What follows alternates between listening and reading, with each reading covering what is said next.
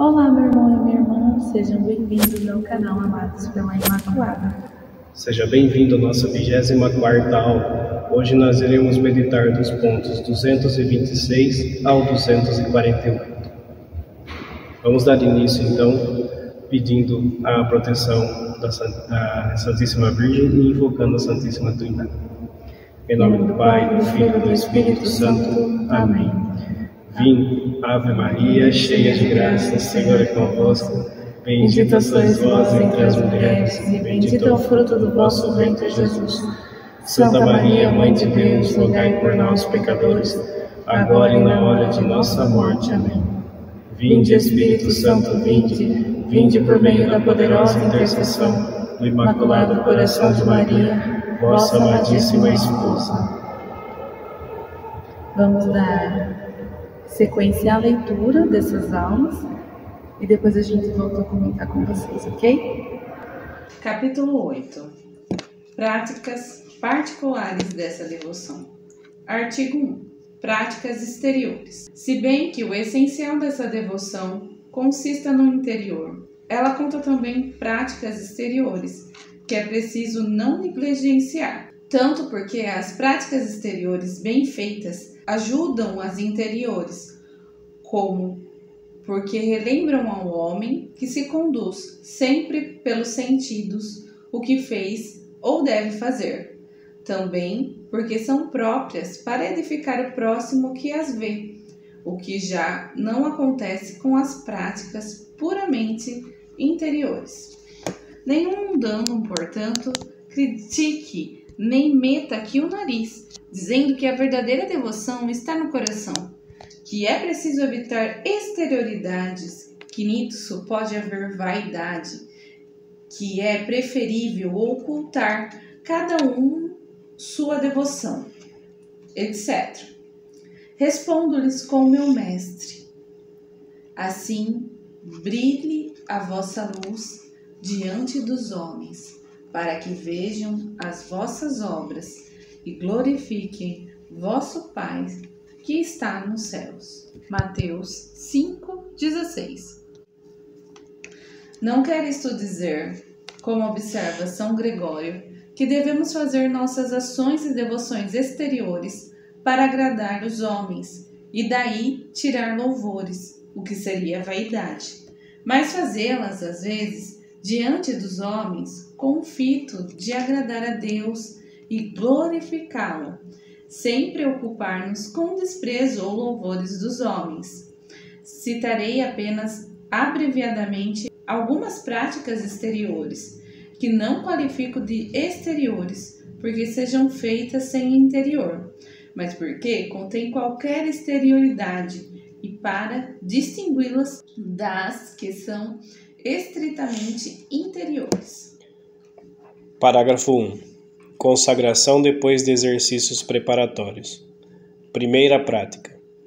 Aqueles e aquelas que quiserem adotar esta devoção, que não está erigida em confraria, como seria de desejar, depois de ter, como já disse na primeira parte desta preparação ao reino de Jesus Cristo, empregado ao menos 12 dias em desapegar-se do espírito do mundo, contrário ao de Jesus Cristo.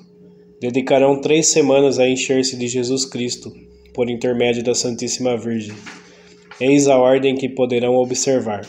Durante a primeira semana, aplicarão todas as orações e atos de piedade para pedir conhecimento de si mesmo e a contrição por seus pecados. Tudo farão em espírito de humildade.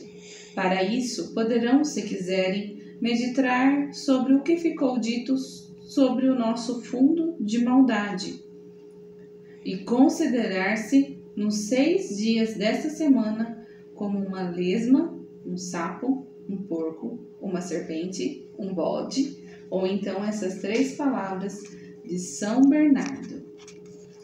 Pedirão a Nosso Senhor, em seu Espírito Santo, que os esclareça, dizendo: pensa no que fostes, um pouco de lodo, no que és, vasos de escórias, no que serás, pasto de vermes. Pedirão todos os dias a ladainha do Espírito Santo e a oração que segue. Recorrerão à Santíssima Virgem e lhe dirão esta grande graça que deve ser o fundamento das outras, e para isso recitarão todos os dias Ave Maria Stella, Ave Estrela do Mar e as ladainhas. Durante a segunda semana, aplicar-se-ão em todas as suas orações e obras cotidianas em conhecer a Santíssima Virgem. Implorarão este conhecimento ao Espírito Santo. Poderão ler e meditar o que já dissemos a respeito.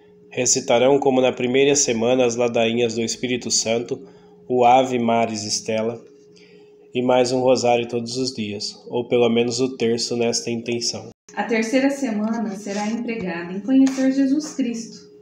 Poderão ler e meditar o que dissemos nesse sentido, e recitar a oração de Santo Agostinho.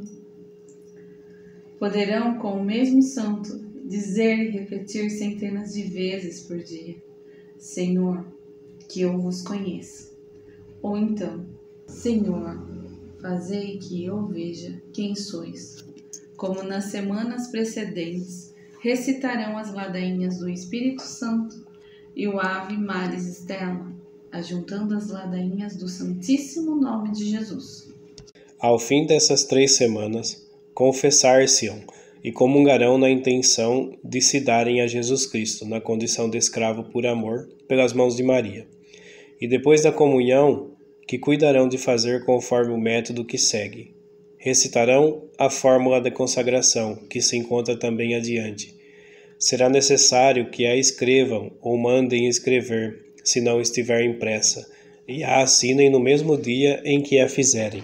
Nesse dia, será bom renderem algum tributo a Jesus Cristo e a sua Mãe Santíssima, seja em penitência de sua infidelidade passada às promessas do batismo, seja em sinal de sua dependência do domínio de Jesus e de Maria. Ora, esse tributo será conforme a devoção e a capacidade de cada um. Um jejum, uma mortificação, uma esmola, um círio, ainda que não deem mais que um alfinete em homenagem, contanto que deem de bom coração. É o bastante para Jesus, que só olha a boa vontade. Todos os anos, ao menos no mesmo dia, renovarão a consagração, observando as mesmas práticas durante 3 semanas. Poderão até todos os meses e, quiçá, todos os dias renovar, com as poucas palavras seguintes: tudo o que fizerem. Sou todo vosso e tudo que tenho vos pertence, ó meu amável Jesus, por Maria, vossa Mãe Santíssima. Parágrafo 2. Recitação da coroinha da Santíssima Virgem. Segunda prática. Recitarão todos os dias de sua vida, sem, entretanto, nenhum constrangimento, a coroinha da Santíssima Virgem, composta de 3 Pais Nossos e 12 Ave Marias, em honra dos 12 privilégios e grandezas da Santíssima Virgem. Esta prática é muito antiga e tem seu fundamento na Sagrada Escritura. São João viu uma mulher coroada de 12 estrelas, vestida do sol e tendo a lua debaixo dos pés. Apocalipse 12, 1. E esta mulher, na opinião dos intérpretes, é a Santíssima Virgem. Há muitos modos de rezar bem esta coroinha, e seria demasiado longo mencioná-los. O Espírito Santo o inspirará, aqueles e aquelas que mais fiéis se mostrarem a essa devoção. Para rezá-la bem simplesmente, é preciso dizer em primeiro lugar: fazei-me digno de vos louvar, ó Virgem Sagrada, e dai-me força contra os vossos inimigos. Em seguida, reza-se o credo, depois um Pai Nosso, 4 Ave Marias e um Glória ao Pai. Ainda um Pai Nosso, 4 Ave Marias e um Glória ao Pai. E assim por diante. Ao terminar, disse: a vossa proteção recorremos, Santa Mãe de Deus. Parágrafo 3. Usar pequenas cadeias de ferro.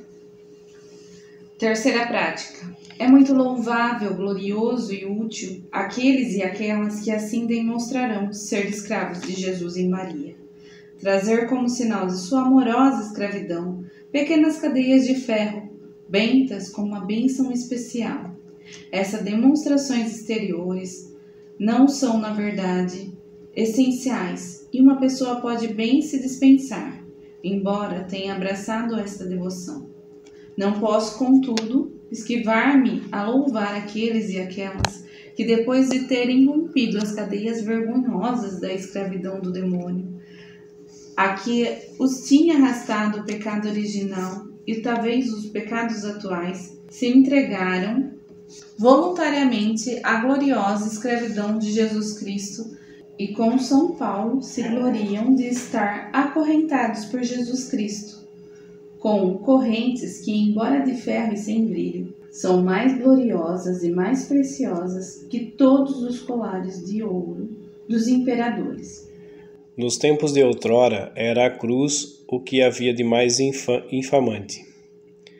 Hoje, no entanto, é o símbolo mais glorioso do cristianismo. Digamos o mesmo dos ferros da escravidão. Nada havia de mais ignominioso entre os antigos, e ainda atualmente entre os pagãos. Entre os cristãos, porém, são essas cadeias de Jesus Cristo o distintivo mais ilustre, pois elas nos livram e preservam dos liames vergonhosos do pecado e do demônio. Elas nos restituem a liberdade e nos ligam a Jesus e Maria, não a contragosto e à força, como a forçados, mas por caridade, por amor, como a filhos. Eu os atrairei a mim, diz Deus pela boca do profeta, com os vínculos da caridade, que por consequência são fortes como a morte, e de certo modo mais forte naqueles que fielmente trouxerem até a morte estes distintivos gloriosos. Pois a morte, destruindo-lhes embora o corpo e reduzindo-o à podridão, não destruirá as algemas de sua escravidão, as quais, por serem de ferro, não se corrompem tão facilmente. E no dia da ressurreição dos corpos, no juízo final, quem sabe essas cadeias, pendentes ainda de seus ossos, não virão a constituir uma parte de sua glória, mudando-se em cadeias de luz e de glória. Felizes, portanto, 1000 vezes felizes, os escravos ilustres de Jesus em Maria, que até o túmulo usarem essas cadeias.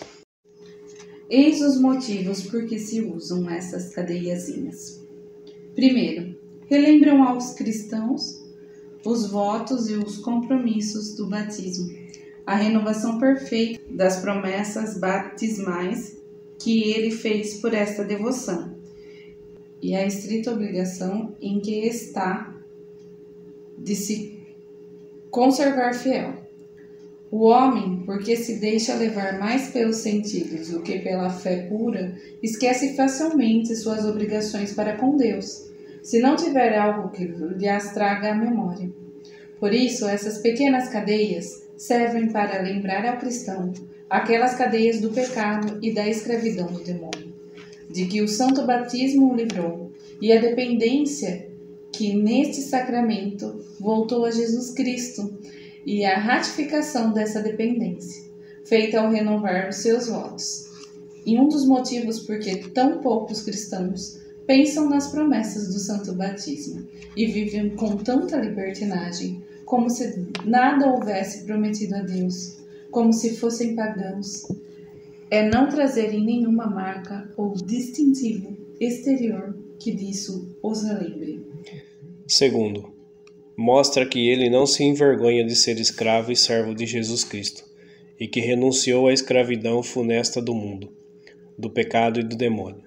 Terceiro, garantem-no e preservam-no dos grilhões do pecado e do demônio, pois ou estaremos agrilhoados pelas correntes do inimigo, ou traremos as cadeias da caridade e da salvação. Rompamos as correntes dos pecados e dos pecadores, do mundo e dos que pertencem ao mundo, do diabo e de seus seguidores. Ah, querido irmão, despedacemos os grilhões do pecado e dos pecadores, do mundo e dos mundanos, do demônio e de seus asséculos. E lancemos longe de nós seu jugo funesto. Metamos nossos pés para servir-nos das palavras do Espírito Santo em seus ferros gloriosos e no nosso pescoço em suas cadeias. Curvemos os ombros e carreguemos a sabedoria, que é Jesus Cristo, e não nos enfademos de suas correntes. Notareis que o Espírito Santo, antes de dizer estas palavras, prepara a alma a fim de que ela não rejeite o importante conselho. Eis as suas palavras. Ouve, filho, e recebe uma sábia advertência, e não rejeites o meu conselho. Permite, caríssimo amigo, que me una aqui ao Espírito Santo para dar-vos o mesmo conselho. Suas cadeias são cadeias de salvação.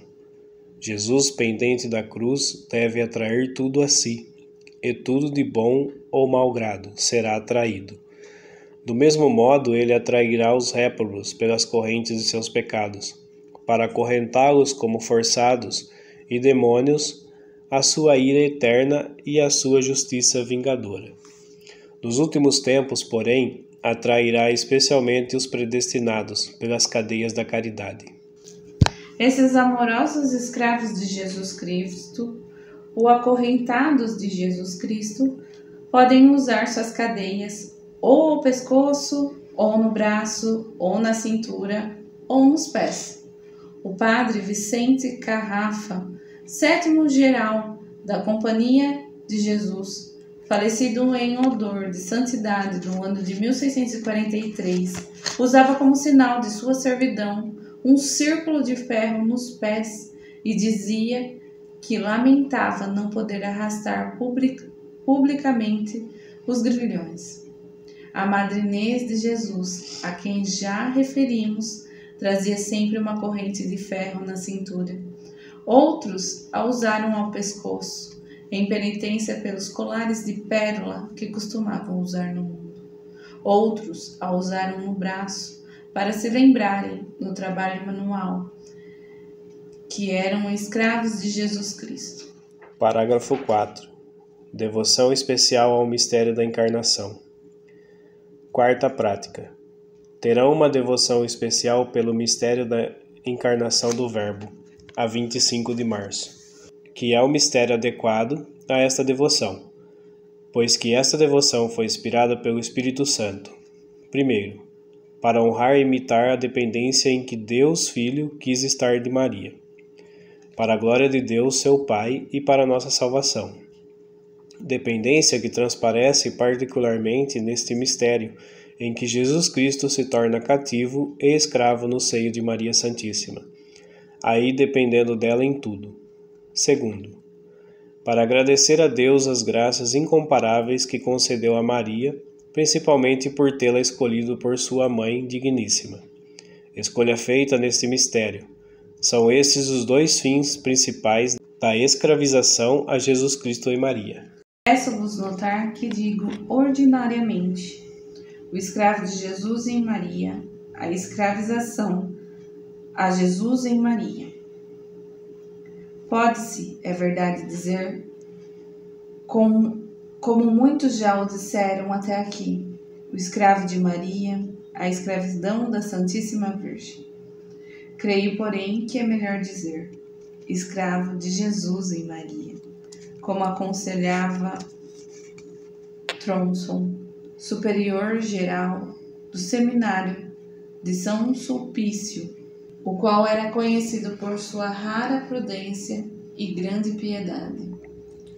Assim aconselhou ele a um eclesiástico que o consultou sobre o assunto. As razões são estas. Primeiro, visto estarmos num século orgulhoso, em que pululam os sábios enfatuados, os espíritos fortes e críticos, que sempre acham o que falar das mais sólidas e bem estabelecidas práticas de piedade, É preferível, para evitar-lhes ocasião de crítica desnecessária, dizer escravidão de Jesus em Maria, e dizer-se escravo de Jesus Cristo, do que escravo de Maria. Assim, a denominação desta devoção será dada antes pela sua finalidade, Jesus Cristo, que pelo caminho e meio para atingir este fim, Maria Santíssima. Pode-se, entretanto, usar uma ou outra sem o menor escrúpulo, como eu faço. Um homem, por exemplo, que vai de Orleans a Tours, pelo caminho de Amboise, pode evidentemente dizer que vai a Amboise e que vai a Tours. A única diferença é que Amboise é apenas o caminho para ir a Tours, e Tours é o fim, o termo de sua viagem. Como principal mistério que se celebra e honra nesta devoção é o mistério da encarnação, no qual só se pode contemplar Jesus e Maria, e encarnado em seu seio é mais adequado dizer a escravidão de Jesus em Maria, de Jesus residindo e reinando em Maria, conforme a bela oração de tantos homens célebres.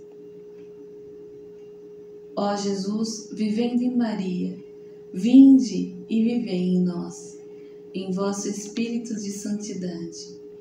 Terceiro, este modo de falar patenteia ainda mais a união íntima entre Jesus e Maria.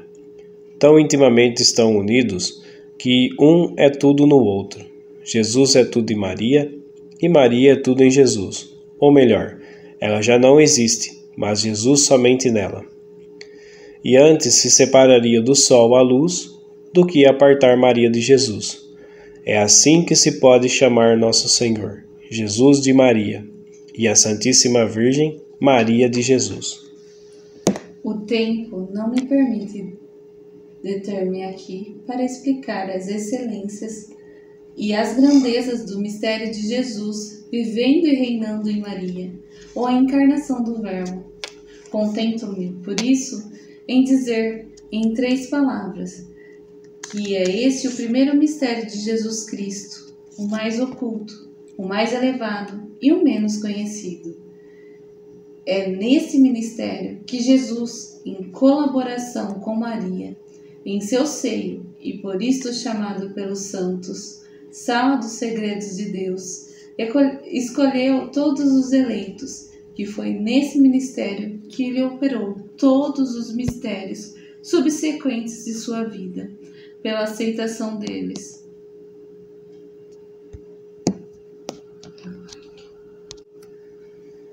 Jesus, entrando no mundo, eis que venho para fazer a tua vontade, ó Deus. Por conseguinte, esse mistério é um resumo de todos os mistérios e contém a vontade e a graça de todos.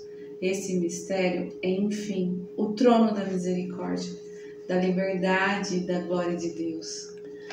O trono da misericórdia de Deus, porque já que não podemos aproximar-nos de Jesus senão por Maria, não podemos ver Jesus nem lhe falar senão por intermédio de Maria. Jesus atende sempre a sua querida mãe e concede sempre sua graça e sua misericórdia aos pobres pecadores. Cheguemo-nos, pois, confiadamente ao trono da graça. É o trono de sua liberalidade para Maria, porque este novo Adão, enquanto permaneceu nesse verdadeiro paraíso terrestre, aí realizou ocultamente tantas maravilhas que nem os anjos nem os homens as compreendem. Por isso os santos chamaram Maria a magnificência de Deus, como se só Deus só fosse magnífico em Maria. É o trono de sua glória para seu Pai, pois foi em Maria que Jesus Cristo acalmou perfeitamente seu Pai, irritado contra os homens, que ele recuperou perfeitamente a glória que o pecado lhe tinha arrebatado, e que pelo sacrifício que nesse mistério fez de sua vontade e de si mesmo, lhe deu mais glória como jamais lhe deram todos os sacrifícios da antiga lei, e finalmente lhe deu uma glória infinita como ainda não recebera de criatura humana.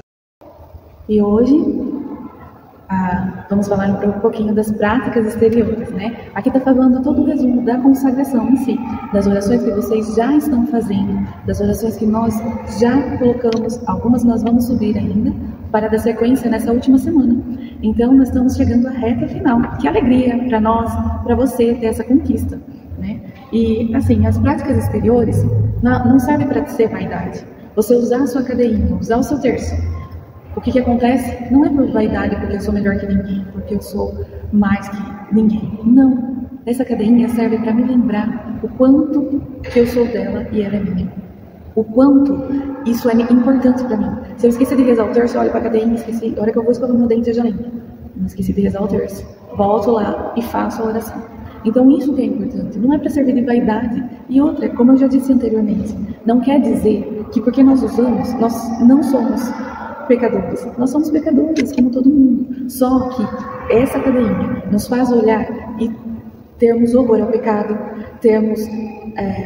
não termos apreço às coisas do mundo. Então isso vai nos santificando. As práticas exteriores, elas servem para isso, para nos confortar, para nos lembrar do amor que nós temos, do compromisso que nós firmamos junto à Imaculada. Temos, como a Erika falou, essas orações, né, que a gente está chegando agora nessa reta final de consagração. Então, a gente vai falar dessas devoções, como lemos anteriormente, exteriores e interiores, e também daqui para frente a gente vai falar também da Santa Missa, como se portar na Santa Missa. E, igual também falou, né, não se sentir muito porque nós somos consagrados, não, mas sim ser humilde. É isso que Maria pede para nós, humildade e que nós seremos felizes, 1000 vezes felizes, igual lemos nos capítulos anteriores. Que essa prática possa nos levar a estar com Maria, a estar sempre com Maria, recitando o terço, rezando as orações, fazendo o Magnífica, né, todas essas orações que a gente já colocou e que a gente vai colocar aqui também. E uma coisa, na oração de Santo Agostinho, fala assim, que também a gente vai subir, repetir centenas de vezes por dia: Senhor, que eu vos conheça. Senhor, que eu vos conheça. Senhor, que eu vos conheça. Você fala repetidas vezes isso. Por quê? Porque isso é necessário. Para quem está iniciando um caminho agora, que bom que você já iniciou com Maria. Mas que aqueles que ainda estão iniciando o seu caminho, que já conhecem, que eu vos conheço. Porque de Deus a gente sempre aprende algo novo. A gente sempre aprende algo mais. Então, que você possa fazer dessa oração: Senhor, que eu vos conheça. Que eu vos conheça. E, Senhor, fazei que eu veja quem sois. Senhor, fazei que eu veja quem sois. Quem é Jesus para você? Quem é aquele que te pega pela mão, que te segura pela mão? Aqui também a gente fala, voltando à parte da cadeirinha de consagração, aqui no livro fala assim, nesse livro aqui que a gente já mostrou para vocês, das crianças, né, que ele é muito rico, muito importante, ele é o tratado para as crianças, né, e eu estou pegando dessa parte aqui para falar para vocês hoje. Ele fala assim que a gente não precisa usar um sinal visível, externo, né, que a gente precisa usar a cadeirinha, mas é bom a gente usar, né, se você quiser, igual a gente já falou, usar autos do Evangelho, usa como correntes, né, aí fica de você, pode pôr no tornozelo, pode pôr na mão. Essa consagração. E falou também da encarnação, da gente sempre celebrar a encarnação, do Verbo que se fez humano. Jesus veio até Maria, foi gerado no ventre dela através do Espírito Santo, falou novamente da importância do Espírito Santo, falou novamente da presença, da união dos três, né? O Espírito Santo, Jesus e Maria. Então, você tem que seguir esse caminho, que a gente possa seguir esse caminho juntos com eles, porque sozinhos nós não somos nada, mas com eles nós podemos. Da importância da confissão, né? Da confissão que nós vamos fazer antes de ser consagrados, a gente ter uma revisão das nossas faltas, fazer um reparo juntamente a Jesus. Peça para que, assim como a ladainha de Santo Agostinho, com a oração de Santo Agostinho, quer dizer, que você veja onde você ofendeu Jesus. Assim como nós pedimos: Senhor, fazer que eu veja quem sois. Senhor, fazer que eu veja onde eu vos ofendi, onde eu não vos amei como deveria. Fazer que essa comunhão, essa confissão, e seja um reconciliamento de você com Jesus mesmo. Que alegria ter você conosco. Salve Maria! Salve Maria! Super beijo! Até a próxima! Tchau!